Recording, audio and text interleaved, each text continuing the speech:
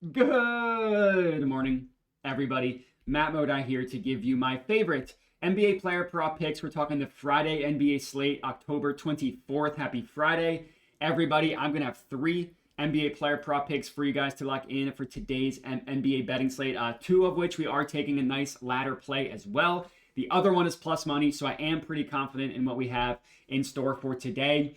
Before we get into today, we do have to do a recap. Hey, we made some money yesterday. Granted, we made about as little money as you could possibly make while still making money. We are up 0.05 units. Aaron Wiggins cashed out over 12.5 points for us. I mentioned that he could have been a ladder up to 15. You could have laddered him up to 20, which is what he ended up scoring, like 23 points. Plus 105, that one cashed out. Unfortunately, we could not cash out the Jokic 30 plus points. Aaron Gordon, the other Aaron, stole all the points from Jokic. He had a good game, triple-double. Couldn't make a shot from deep. Took a lot of three-pointers as well. Did not get the 30-point mark. So let me know how you're going to spend your 0.05 units of profit on the entire year. An absolutely gross start to the year brings us to a loss of -6 units. So go ahead and highlight this red because we are in the red here. We lost our first 6 plays of the NBA season. So, hey, improvement on that with how we went yesterday. Gonna end up, once we have a little bit more data, update this table with all the data, the 2024 and 2023 you see here with different markets and stuff. Last year, up over 31 units. The year before, up 118 units. And let's hope to end somewhere in between these two numbers this year. I do really, really like the 3 plays that I have in store today. Again, 2 of them I am taking a ladder play. So, appreciate you for being here. Make sure to like the video, comment, subscribe, all that good stuff. Gonna walk through Props Madness, which is my favorite NBA tool, how I use to come up with these plays and stuff. And we'll just get right into it. So the first play that we're locking in here, we're going Jalen Brunson. We're actually taking him on the 3-pointers. This is one of my favorite classic Matt play that made us a lot of money 2 years ago, made us some money last year. It's a classic fade of recent results in a perfect matchup. So Jalen Brunson, he only made 1 3-pointer in the first game against the Cavaliers. Didn't have the ball in his hands as much, played a lot more off ball, which honestly kind of helps him with this 3-pointer because he took 9 3-pointers and he only made 1 of them. We all know Jalen Brunson is good. He's turned himself into a very good 3-point shooter. So yeah, I think he's going to continue to get the volume. Mike Brown, the new head coach of the Knicks, emphasizes ball movement, but he also does emphasize 3-point shooting as well. So I think we're going to see Jalen Brunson shoot 8-9 on average 3-pointers this year, unlike the 7.5 that we saw over the last couple years. And he only made 1. I think he's going to shoot a lot better. I was debating taking him in his points, but 27.5, I didn't think there was as much value as there was on his 3-pointers because you can get that at plus 147, plus 140 on FanDuel. So the way I ended up playing Jalen Brunson was I put 3 plus 3s for 3/4 of a unit. I know I'm throwing a lot of numbers. I'll summarize everything at the end. But 3 plus made 3-pointers, 0.75 units, and then I put a 1/4 unit on him to get to 4. That's at plus 400 at DraftKings. So I'm risking 1 unit total on the 3-point prop for Jalen Brunson. So yeah, I talked about the volume. I talked about the fade of recent results. Now let's talk about the matchup. I was curious what the Celtics were going to look like. Obviously, their team is incredibly different this year as it has been what we used to see the last couple years. Historically, the Celtics have been a fantastic matchup for guard like Jalen Brunson 3-point props. It's the style they play defense. Now, Brunson's not going to run as many pick and rolls as we're used to seeing, but the way the Celtics guard the pick and rolls, they play this drop coverage, but a pretty high drop coverage. So they're going to say, center whoever's guarding the big man who's setting the screen, drop back a little bit, keep everything in front of you, and it ends up leading to a lot of pull-up opportunities from 3-point range against the Celtics. Look at how the first, it's 1 game, but it's 1 game also plus last year. Tyrese Maxey, 7 made 3-pointers against the Celtics. Now, he made 7 of 9, so obviously he ran hot, but the most important thing here, 9 3-point attempts. VJ Edgecombe, I didn't think he could shoot. He's a rookie, didn't shoot a ton in college. 13 3-point attempts, made 5 of them. So the Celtics, I should say, allowed a ton of volume of 3-pointers. And this was the case last year as well.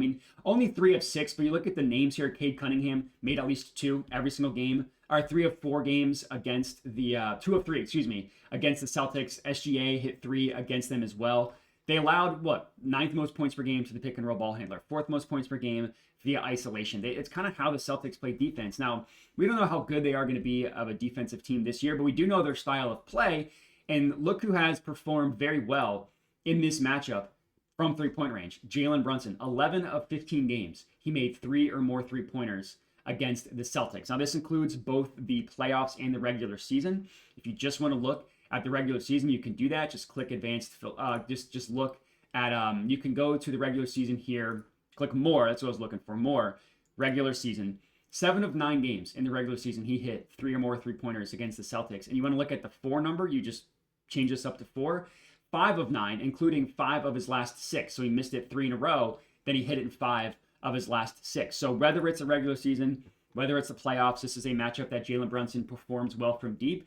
And it's all about the style. And I love the fact that he's coming off of a game. Yes, the Knicks did win, but 1 of 9 from deep. He's going to want to shoot better than that. He's going to take, I think, similar volume. So 3+ three-pointers, I like quite a bit for Jalen Brunson. That is our first play and our ladder play as well. Next up, we're heading to the Heat versus Grizzlies. And I'm taking Davion Mitchell. So the way that I'm playing him, this is another one of our ladder plays. I took over 10.5 points. You can get that at -115 odds at Bet365. It was -115 at Hard Rock. That literally moved since I hit record. So it is moving a little bit. If you're watching this, I would take it up to -120. You could get -118 at DraftKings up to -120. And then I'm also putting a quarter unit on 15 plus as well, which is also best offered at Bet365. Now, this is a play that Davion Mitchell did obviously hit. Not only did he hit the main line, he hit the laddered play as well. Normally, that would scare me off. The most important thing here, you have to look at the volume. We're asking him to score 11 points to hit our main line play. He took 15 shots. He took 6 three-pointers. For somebody that we're only asking to score 11 points to hit the main line, 15 points to hit the ladder, that is fantastic volume for what we are getting this over-under priced at. Like, another player that I liked was Norman Powell, who I do think is also a good look. He took 19 shots. Granted, he got to the line 7 times, so that's important. But 19 shots to go over 22.5 is still really good. But 15 shots didn't get to the line at all, so take that with a grain of salt. But still, 15 shots to score 11 points is very, very good. Both are good looks. I like the Davion one better. What I really like about this is the matchup. So both of these teams, I guess we'll stick on the Grizzlies. The Grizzlies offense, run. That's all they want to do. They want their games to be a track meet. It was the same case last year, even though they have a new head coach from who they fired, Taylor Jenkins, at the very end of last year, new head coach. They're still playing at an incredibly fast pace, and they kind of got lit up in their first game. And that's what we know the Grizzlies want to run. The Heat traditionally play at a very, very slow pace. Guess what? The Heat played the Magic, who also play at a slow pace, and that game was an absolute track meet. It was the second fastest game of every team's first game. And the Heat, new look Heat, right? Obviously no Jimmy Butler, no Tyler Hero, he's injured, so he's going to be on the field, or he's going to be back on the court, but they want to run. Track meets is perfect for overs. So the Heat played at the second fastest pace, the Grizzlies played at the third fastest pace of all the games of that. I mean, it's only been 1 game sample size, but we know the Grizzlies want to run, and the intel out of Heat, shout out Josh Lander at Land Your Bets for this, is that they also want to run. So I think it's a perfect matchup to back Davion Mitchell. Again, we're taking him over 10.5 at -115 and 15 plus as well. That's our second play. I'll go over leans and stuff at the end as well. The last play that we're locking in here, this is a classic play. It's Luka, and we're taking his first quarter point prop. You can get 10 plus at +115 odds at Bet365. Can also get +110 at DraftKings, which I would also take. I would even take the +102 at FanDuel. Now, this is another play like the Davion one that did hit the first game, and we're still going right back to it. I looked at Luka in the first quarter. Luka's always a good play in the first quarter. I didn't love it because the matchup against the Warriors, based on how they like to play defense, wasn't fantastic. And guess what Luka did? He scored 10 points in the first quarter, and he scored 43 points in the game. So yeah, that one, obviously, I didn't bet as under or anything, but it was an L not taking it. But he scored 10 points, got to the line 4 times. Luka's always going to get to the line. He went 1 of 5 from 3-point range. So he still managed to get 10 points, despite going 1 of 5 from deep. And now he gets a matchup against a good Timberwolves defense, but a defense that is kind of perfect for Luka Doncic to have success against. They kind of keep everything on the interior on lock. will allow some stuff on the perimeter, and that's how Luka has a ton of success against them. Or he just runs a ton of pick and rolls, gets a defender on his back, and is able to score from the mid range. I mean, Luka's obviously just incredible. But you look at his head-to-head against the Timberwolves. 9 of 15 games, he has gone over against them. You look at him as a member of the Lakers, it's 4 of 6. 3 of those are in the playoffs. So he played once as a member of the Lakers in the regular season, scored 11 points. And that was with going 0 of 3 from deep. Maybe Luka's just going to have an inefficient game from 3, but he's still probably going to score 10 points in the first quarter. If you just look at this head-to-head, and then again, you go to more and you go to the regular season. Because I just want to look at, like, you take the playoff games out, because playoff games can't always track the same as regular season. Well, guess what? It's 4 of 5 against this team. It's 1 of 1 as a member of the Lakers. And then you take out the regular season. You just look at him as a member of the Lakers. It's 4 of 6, scoring 10 or more points. So he's always been a fast starter. I think this matchup is fantastic for Luka. So the 10-plus point number I really do like. Those are our 3 plays for today. So to do a real quick recap, it's Jalen Brunson, 3+ made threes, and then 4+ for a quarter unit, risking 1 unit total on those. It's Doncic, Luka, 10+ first quarter points, plus 115 odds at Bet365. And then it's the Davion Mitchell point prop ladder, over 10.5 for a full unit, quarter unit on 15+. These are our 3 plays.